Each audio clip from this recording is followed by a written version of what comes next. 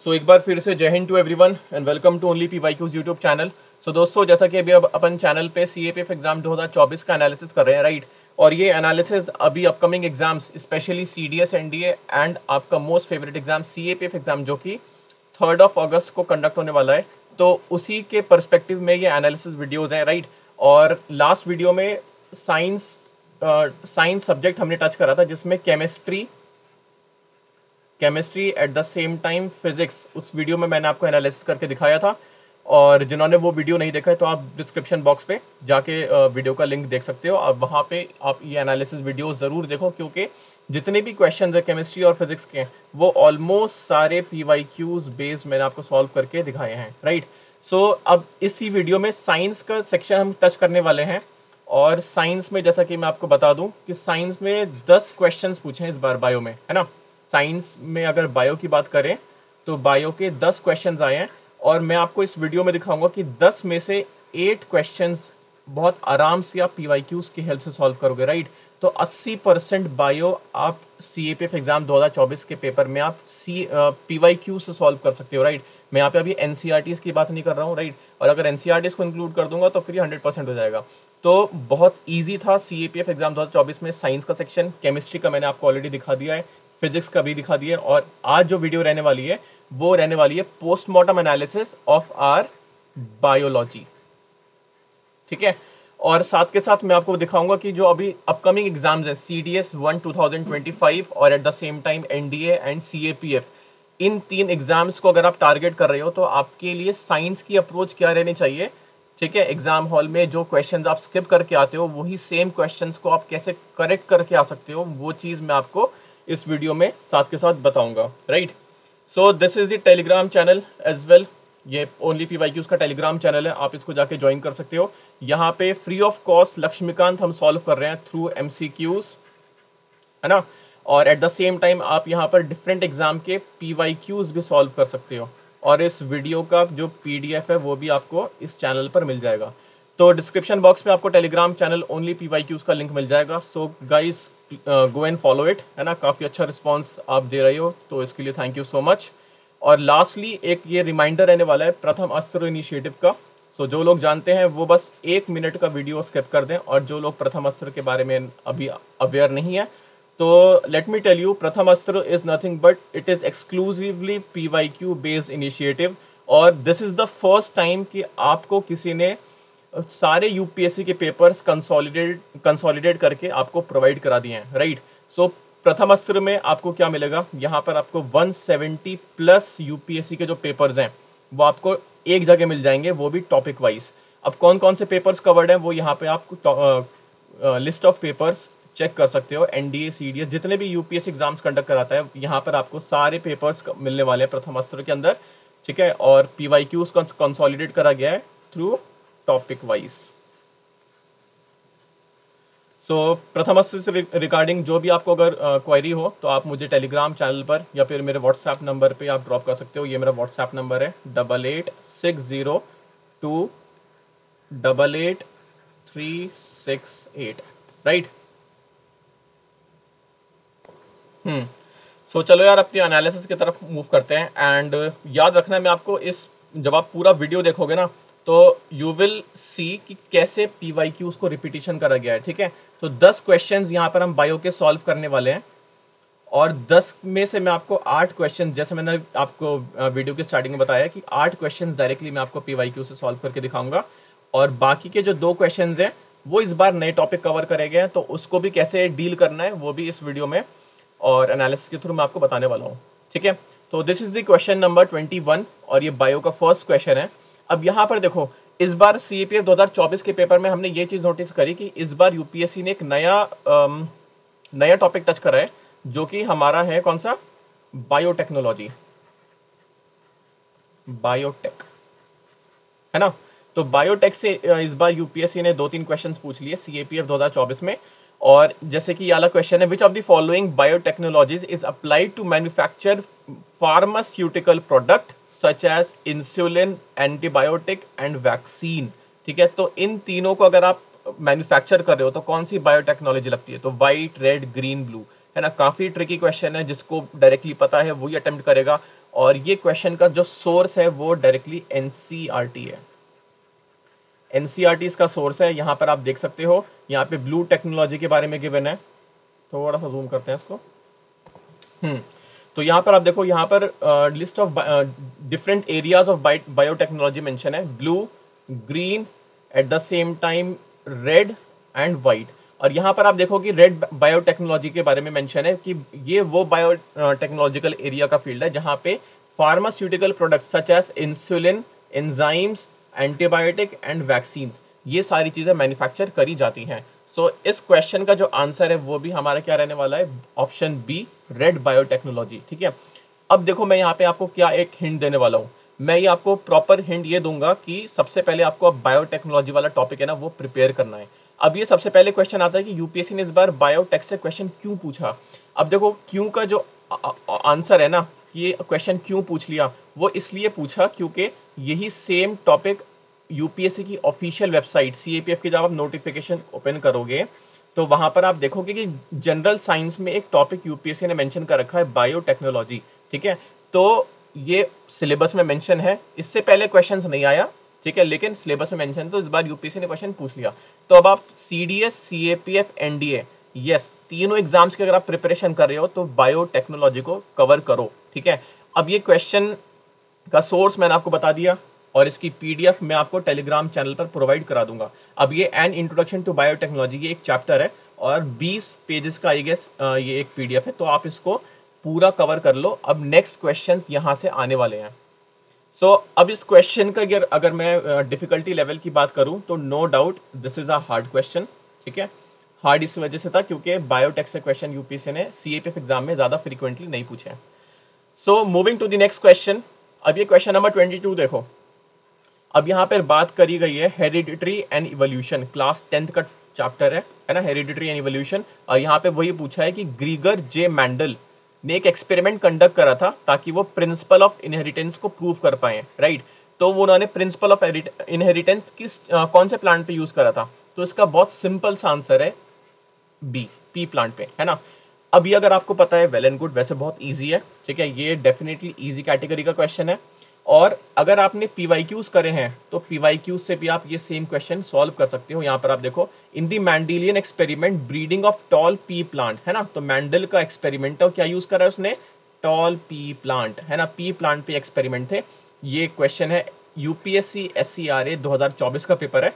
और बहुत I know बहुत सारे एस्पिरेंट्स को इस पेपर के बारे में पता भी नहीं होगा कि ये कौन सा यूपीएससी एग्जाम है जो यूपीएससी कंडक्ट कराती है, बट डोंट वरी कि ये सारे पीवाईक्यूज आपको प्रथम अस्त्र में मिलने वाले हैं। ठीक है, तो जब भी पीवाईक्यूज की रिक्वायरमेंट हो और पीवाईक्यूज का ख्याल आए तो बस एक नाम याद आना चाहिए, दैट इज प्रथम अस्त्र, राइट। सो अब इस क्वेश्चन को देखो, मैंने आपको एक तो सोर्स ये दिखाया कि डायरेक्टली पीवाईक्यू बेस्ड है। स्टिल अगर आपको मैं एनसीईआरटीज में दिखाऊं तो class chapter 9 hereditary and evolution class 10 का चैप्टर है। और यहाँ पर आप देखोगे कि यहाँ पे इट इज मेंशन कि Mendel use a number of contracting visible characteristic of garden pea, है ना, तो गार्डन पी प्लांट उसने यूज करा था अपने एक्सपेरिमेंट के लिए। So this is the question, question number 2 directly ये सॉल्व हो रहा है थ्रू पीवाईक्यूज और as well as through NCERTs. तो क्वेश्चन का लेवल क्या है, सिंपल सी बात है, इजी क्वेश्चन है ना। So now moving to the next question, question number 23। अब यहाँ पर बोला है in which layer of the plant tissue guard cells are present. अब देखो, प्लांट सेल्स हो, प्लांट बॉडी हो या फिर ह्यूमन बॉडी हो, ठीक है, किसी एनिमल की हो, तो उसमें सेल्स की लेयर होती है, राइट। तो अगर प्लांट्स की अगर बात करूं तो उसमें होती है एपिडर्मिस, और अगर एनिमल की बात करूं तो उसमें होती है एपिथीलियम। ये सारे आपको एनसीईआरटीज में मिल जाएगा। Epithelium, sorry for this spelling, epithelium, ठीक है। हाँ, अब इस क्वेश्चन का सोर्स क्या है, इसका क्वेश्चन का सोर्स सिंपल है, क्लास 10th की एनसीईआरटी बायो का चैप्टर है टिश्यू और चैप्टर 6 है। वहां पर आप देखोगे the entire surface of the plant has an outer covering, ठीक है। तो ये एपिडर्मिस और एपिथीलियम, ये कवरिंग होती है। एपिडर्मिस होती है प्लांट के ऊपर और एपिथीलियम होती है एनिमल्स के ऊपर, राइट। तो इसका आंसर होने वाला है एपिडर्मिस। क्लियर है। सो अब नेक्स्ट इसका मैं आपको एक और ऑप्शन दिखा सकता हूँ। यहाँ पे परमानेंट टिश्यू है और यहाँ पे सेम टॉपिक क्लास 10th की एनसीईआरटी टिश्यू में आप ये फिगर देखोगे और यहाँ पे फिगर में मेंशन है एपिडर्मिस, जो कि बिल्कुल आउटर कवरिंग है ना। तो ये क्वेश्चन कैसा है यार, बिल्कुल अगर देखो, अगर कोई भी क्वेश्चन एनसीईआरटी से यूपीएससी पूछ रहा है, ठीक है, मार्क माय वर्ड्स, कोई भी क्वेश्चन अगर एनसीईआरटी से आ रहे हैं eight the same time PYQ से आ रहे हैं, तो वो इजी कैटेगरी में जाएंगे। अगर आप स्टिल सॉल्व नहीं कर पा रहे, कोई क्वेश्चन डायरेक्टली एनसीईआरटी से पूछा या पीवाईक्यू से पूछा, अगर आप नहीं सॉल्व कर पा रहे, तो इसका क्लियर कट हिंट है कि आपकी अभी एनसीईआरटीज और पीवाईक्यूज अच्छे से रेडी नहीं है, ठीक है। तो एनसीईआरटीज और पीवाईक्यूज को अच्छे से कर लो, ये एकमात्र अस्त्र है जो आपकी किसी भी एग्जाम की, आप एनडीए का एग्जाम दे रहे हो, सीडीएस का दे रहे हो, सिविल सर्विस का एग्जाम अगर दे रहे हो, तो ये आपकी कट ऑफ को क्लियर करा देगा, right. So now moving to the next question, this is question number 24। अब यहाँ पर अभी तक देख लो यार, सारे जो जितने भी क्वेश्चन है सब या तो एनसीईआरटी बेस्ड सॉल्व होंगे या तो पीवाईक्यूज, कोई भी ऐसा सोर्स नहीं है जो आउट ऑफ एनसीईआरटी या आउट ऑफ पीवाईक्यू रहा हो। अब यहाँ पे क्वेश्चन पूछा है different types of gas proportion पूछा है, किसमें, बायोगैस में, राइट। और याद रखना बायोगैस यूपीएससी का काफी इंपॉर्टेंट टॉपिक है इन बायोलॉजी, ठीक है। यूपीएससी बायोगैस से काफी क्वेश्चन पूछता है और इस बार भी पूछा सीएपीएफ 2024 में। अब यहाँ पर देखो, यहाँ पे मेन कंस्टिट्यूएंट्स पूछा है, सबसे ज्यादा परसेंटेज किसका होता है। अब सबसे पहले आप इसको एलिमिनेट कैसे करोगे, या तो आपने एनसीईआरटी पर पढ़ रखी हो, एनसीईआरटी में बायो के गैस के बारे में गिवन है, बट मेरा ये रहता है कि मैं आपको एनसीईआरटी सोर्स से ज्यादा ना पीवाईक्यूज का दिखाऊं कि पीवाईक्यूज की रेपिटेशन कितनी ज्यादा हो रही है, राइट। ये तो सबको पता है कि एनसीईआरटी से क्वेश्चन रिपीट हो रहे हैं, लेकिन पीवाईक्यू से अगर सेम क्वेश्चन दिखाते तो ज्यादा मजा आएगा। अब यही सेम क्वेश्चन सीडीएस 2017 का देखो आप, यहाँ पे बोला है कि मेन कंस्टिट्यूएंट बताओ बायोगैस के। अब ये बताओ क्या ये क्वेश्चन और ये क्वेश्चन इसमें कोई कुछ चेंज है, कुछ अलग पूछ रहा है, बिल्कुल भी अलग नहीं पूछ रहा है ना। सब इसका आंसर क्या होगा, सबसे पहले होता है मिथेन और फिर होता है कार्बन डाइऑक्साइड, ठीक है। ये दो मेन कंस्टिट्यूएंट है और ये आई गेस 98% तक ये बायोगैस की परसेंटेज को एक्वायर कर लेते हैं, ठीक है। तो मिथेन एंड ये कार्बन डाइऑक्साइड, तो इसका आंसर क्या रहने वाला है, मिथेन एंड कार्बन डाइऑक्साइड। अब आपके लिए एक मैं हिंट दे रहा हूं जो यूपीएससी नेक्स्ट टाइम पूछेगा। यूपीएससी ये पूछ सकता है, मुझे ये बताओ कि मिथेन एंड कार्बन डाइऑक्साइड के पास तीसरी कौन सी गैस है जो बायोगैस में सबसे ज्यादा होती है, तो वो है नाइट्रोजन। अब इस चीज को रेडी कर लेना, ये मेरी तरफ से आपको हिंट है, ठीक है। और इसी तरह के क्वेश्चंस यूपीएससी पूछता है। अब यही सेम क्वेश्चन सीडीएस से मैंने आपको सॉल्व करके दिखाया, अब यही सेम क्वेश्चन सीएपीएफ 2023 का देख लो। तो सीएपीएफ 2023 में यूपीएससी ने क्वेश्चन पूछा था, यही सेम क्वेश्चन यूपीएससी ने उठा के 2024 में भी पूछ लिया, ठीक है, किससे रिलेटेड, बायोगैस। तो इसका आंसर क्या है, जो कि है मिथेन, क्योंकि यहाँ पे हमें सिंगल लार्जेस्ट गैस बतानी है जो कि बायोगैस में पाई जाती है, तो आंसर होने वाला है मिथेन। और मिथेन का फॉर्मूला क्या होता है, simple CH4। So now moving to the next question. और क्वेश्चन को मूव करने से पहले ये बताओ कि कैसा लगा क्वेश्चन, इस क्वेश्चन का डिफिकल्टी लेवल क्या थी, इजी है ना, बहुत इजी क्वेश्चन है। सो अब नेक्स्ट क्वेश्चन पे मूव करते हैं। This is question number 25। अब यहाँ पे क्वेश्चन पूछा है, साइंस का ही चैप्टर है और वो आपका चैप्टर है साउंड से क्वेश्चन पूछा। अब सीएपीएफ में ये पूछा 2024 में कि ह्यूमन हियरिंग के जो ऑडिबल रेंज है वो कितनी होती है। बहुत सिंपल सा क्वेश्चन है, बेसिक स्कूल्स में भी हमें बताया गया है ना। तो और वो कितनी होती है, 20,000 से लेके 20,000 हर्ट्ज। तो इसका ऑप्शन रहने वाला है बी। और यही सेम क्वेश्चन अगर आपको मान लो आपने एनसीईआरटी नहीं बनी, मैं 1-2 मिनट के लिए जूम कर रहा हूँ, आप एनसीईआरटी पढ़ के नहीं गए, आपने सिर्फ पीवाईक्यूज लगाए, तो क्या पीवाईक्यूज से आप ये क्वेश्चन सॉल्व कर सकते हो, बिल्कुल सॉल्व कर सकते हो। एनडीए 2018 में पूछा है सेम क्वेश्चन कि ह्यूमन ईयर की सेंसिटिविटी बताओ कि ह्यूमन ईयर किस रेंज तक साउंड को, ऑडिबल साउंड को सुन पाता है, तो वो है 20 हर्ट्ज से लेके 20,000 हर्ट्ज, राइट। अब इस बार यहाँ पे क्या करा उन्होंने, के लगा दिया, किलो हर्ट्ज हो गया है ना। तो 20 हर्ट्ज से लेके 20 किलो हर्ट्ज, तो both are same. So again question की डिफिकल्टी बताओ जल्दी फटाफट, इजी, मॉडरेट, हार्ड। अगर तुम्हें मॉडरेट लग रहा है ना, तो यार तुम्हारी एनसीईआरटी अभी सही से कवर नहीं है, तो अभी तुम्हें और वर्क करना है। This is question is very easy. इस तरह के क्वेश्चन पता कैसे होते हैं, आप आंख बंद करके लगाओगे, राइट। तो जो एनसीईआरटी सॉल्व करेगा, अच्छे से पढ़ेगा, पीवाईक्यूज अच्छे से रिवाइज करेगा, तो इस तरह के क्वेश्चंस बिल्कुल बोनस क्वेश्चंस होते हैं। मतलब ये क्वेश्चंस होते हैं, आप सीधा खट खट आगे लगाओगे और सीधा सर्कल्स को फिल करोगे, आगे पढ़ोगे, ठीक है, इसमें सोचना ही नहीं है। So now moving to the next question. This is question number 26, bio का क्वेश्चन है, छठा ही क्वेश्चन है, राइट। 6th क्वेश्चन है बायो का ये। अब यहाँ पे पूछ रहा है कि in what form excess glucose is stored in human body, ठीक है। अब यही सेम क्वेश्चन मान लो, अगेन मैं ज्यूम कर रहा हूँ आप एनसीईआरटी पढ़ के नहीं गए, लेकिन आप पीवाईक्यूज बहुत अच्छे से करके गए हो, राइट। तो ये क्वेश्चन क्या आप सॉल्व कर पाओगे? चलो देखते हैं। सीएपीएफ 2023 का क्वेश्चन देखो। अब यहाँ पर both starch and glycogen are made up of glucose, ठीक है। स्टार्च और ग्लाइकोजन दोनों ग्लूकोज का बनता है, लेकिन इसमें फर्क क्या है? इसमें फर्क ये है कि ग्लाइकोजन जो होता है वो एनिमल सेल्स में पाया जाता है और स्टार्च जो है वो प्लांट सेल में पाया जाता है, राइट। और यहाँ पे क्या पूछा था कि एक्सेस ग्लूकोज ह्यूमन बॉडी में कहाँ स्टोर होता है, ठीक है, किस फॉर्म में स्टोर होता है? तो वो होता है in the form of glycogen, right. So इस क्वेश्चन आपको कैसा लगा? अगेन क्वेश्चन कैसा लगा? बिल्कुल ईजी लगा। और यार हवाई बातें नहीं कर रहा हूँ कि हर क्वेश्चन पे मैं इजी टक करके आगे बढ़ रहा हूँ। देखो तुम्हारे सामने ही सारे सोर्स हैं, सारे पीवाईक्यू सामने दिखा रहा हूँ कैसे यूपीएससी सेम क्वेश्चन को उठाती है और यहाँ पे आपको चिपका के आपकी थाली में एग्जाम में रख देती है। अब जो एक आप खुद बात को नोटिस करो कि जैसे जो पेपर्स फॉर्म कर रहे हैं, ठीक है, जो क्वेश्चन फ्रेम करते हैं, उनकी भी एक लिमिटेशन है। उनकी लिमिटेशन क्या है? सिलेबस उनकी लिमिटेशन है कि उनको इतने से इस सिलेबस से बाहर, इस टॉपिक से बाहर क्वेश्चन ही नहीं पूछना।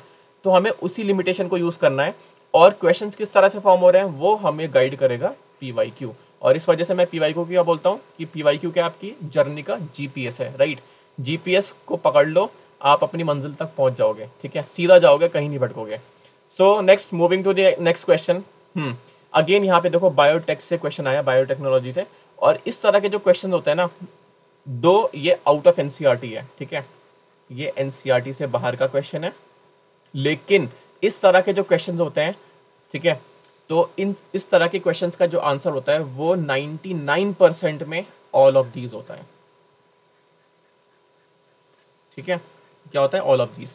अब वो मैं आपको बताऊंगा कैसे। अब यहाँ पे देखो क्या लिखा है, biotechnological research is promoted through the development of biotechnological park, ठीक है। जाहिर सी बात है, बायोटेक्नोलॉजिकल पार्क की जो डेवलपमेंट है वो बायोटेक की रिसर्च से प्रमोट होगी। अब which of the following is are essential to bring technology to market? तो कौन कौन सी एलिमेंट्स, कौन कौन से एसेंशियल फीचर्स हैं जो टेक्नोलॉजी को मार्केट में लेकर आएगा? जाहिर सी बात है, development of new product, correct, entrepreneurship, ठीक है, टेक्नोलॉजिकल इंक्यूबेशन। बिल्कुल सिंपल सी स्टेटमेंट है, तो इसका आंसर रहने वाला है सी, 1 2 3, ठीक है। तो आउट ऑफ एनसीईआरटी है, तो स्टिल ये क्वेश्चन जाता है इजी कैटेगरी में। जब भी इस तरह के क्वेश्चन देखो ना जिसमें जनरल स्टेटमेंट हो, कोई सा भी सब्जेक्ट का हो, वो पॉलिटी हो, साइंस हो, हिस्ट्री हो, आप ऑल ऑफ दीज पे जाओ, आपका क्वेश्चन सही होने के चांसेस ज्यादा हो जाएंगे, ठीक है। So now moving to the next question. This is question number 28।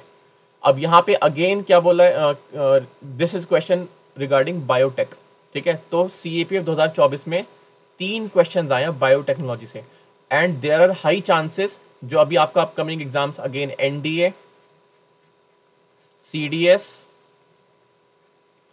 और at the same time CAPF, इन तीनों में बायोटेक से क्वेश्चन पूछ सकता है यूपीएससी। 2024 के पेपर में हिंट डाल दिया कि देखो बायोटेक से मैं क्वेश्चन पूछूंगा, तो अब आपकी रिस्पॉन्सिबिलिटी है कि आपको बायोटेक्नोलॉजी वाला टॉपिक कवर करना है अच्छे से। सो अब इस क्वेश्चन को देखते हैं। यहाँ पे बताना है कि जो क्रोनोलॉजी बतानी है, ठीक है। साइंस में क्रोनोलॉजी पूछ ली, वैसे क्रोनोलॉजी हिस्ट्री में ज़्यादा पूछी जाती है, बट यूपीएससी हमें सरप्राइज करता ही रहता है। सो इन्वेंशन बताना है in the field of biotechnology की सबसे पहले कौन सा हुआ था। अब देखो इस तरह का क्वेश्चन मान लो एग्जाम में आ जाए, स्टिल मैं इसको इजी कैटेगरी में कंसिडर करूंगा, राइट। क्यों?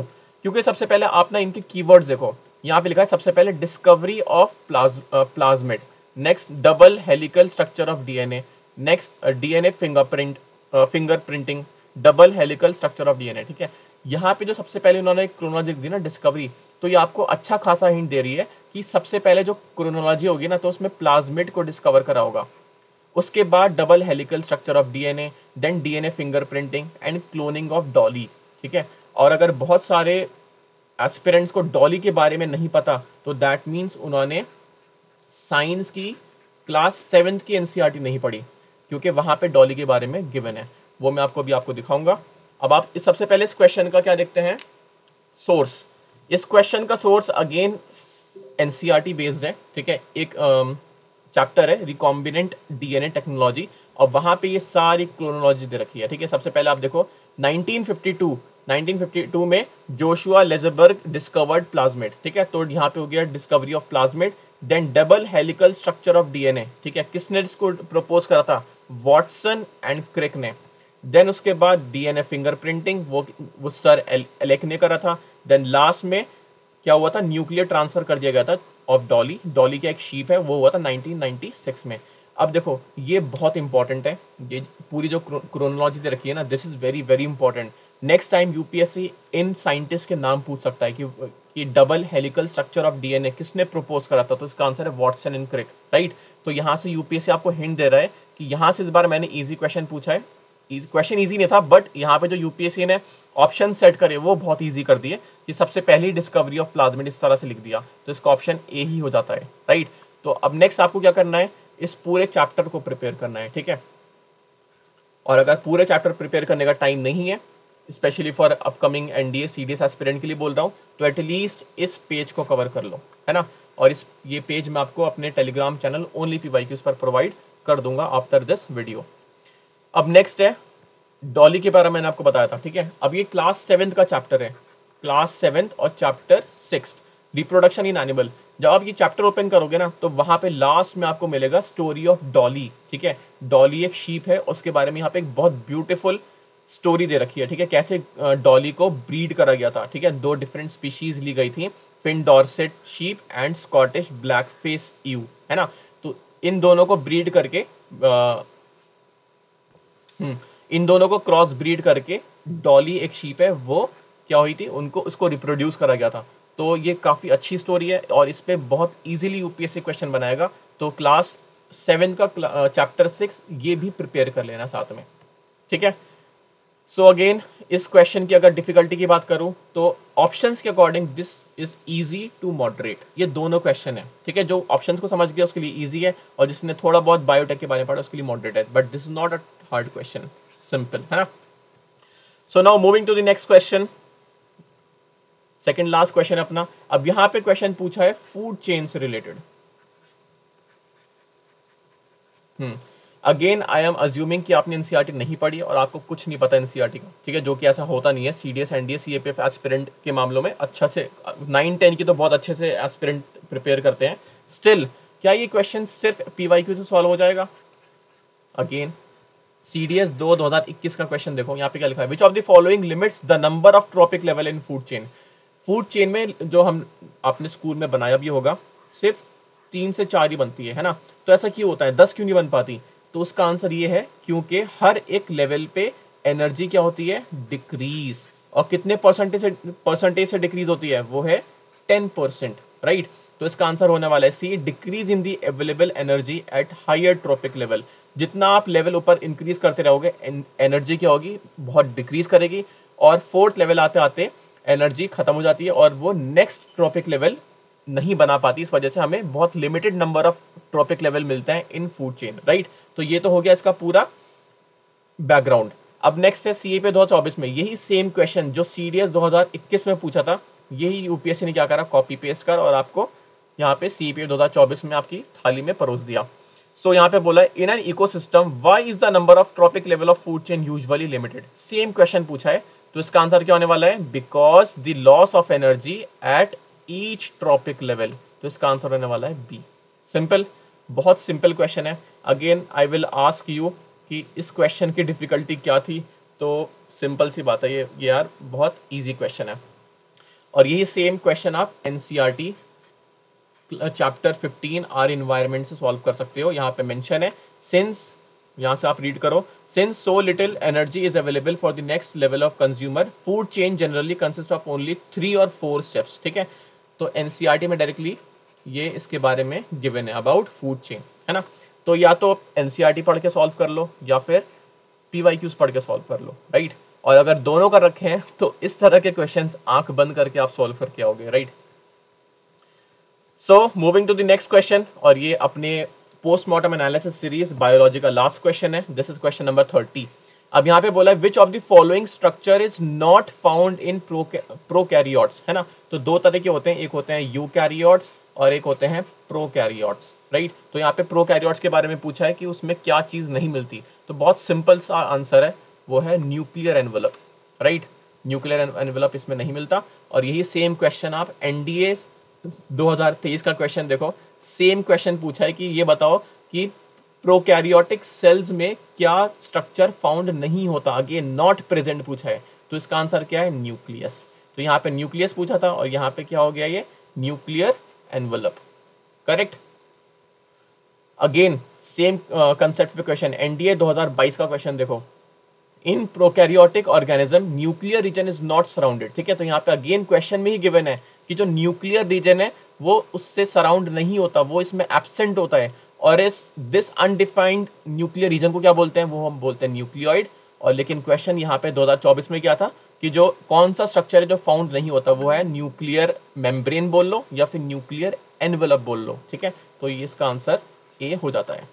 सो this is the analysis, and जैसा मैंने आपको प्रॉमिस करा था कि पोस्टमार्टम एनालिसिस अपने चैनल ओनली PYQs पर हम कंटिन्यू करते रहते हैं। और बायोलॉजी का आज मैंने एनालिसिस करके आपके सामने दिखाया, और इसका आउटपुट क्या निकला, आउटपुट ये निकला कि 8 क्वेश्चंस तो बहुत इजीली किसके थ्रू सॉल्व हो रहे हैं, PYQs के थ्रू।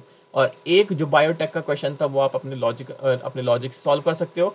बस 1 क्वेश्चन ऐसा था जो हार्ड कैटेगरी में, एक क्वेश्चन क्या है, हार्ड। सो साइंस इतना इजी आता है CAPF एग्जाम में। आई नो CAPF 2024 के एग्जाम में थोड़ा कियोस मच गया था कि यार पेपर काफ़ी डिफिकल्ट कर दिया, आई नो, इसको मैं एक्सेप्ट करता हूँ, but at the same time इतना स्पेस यूपीएससी ने रखा था CAPF एग्जाम में कि आप आराम से 120 प्लस इस बार कर लो, ठीक है। और 2024 के पेपर में किसी का अगर 120 प्लस है तो इट मीन्स कि उसने यूजुअल पेपर में 150 प्लस करा है, ठीक है। तो दोस्तों this is the postmortem analysis of biology. और आपको वीडियो कैसी लगी हो आप मुझे कमेंट बॉक्स में बिल्कुल बताना। And again I am reminding you about my Telegram channel only PYQs, और lastly about my first initiative Prathamastra which is completely PYQ based initiative. So thank you so much. Next मिलते हैं economic postmortem analysis videos के साथ। Thank you.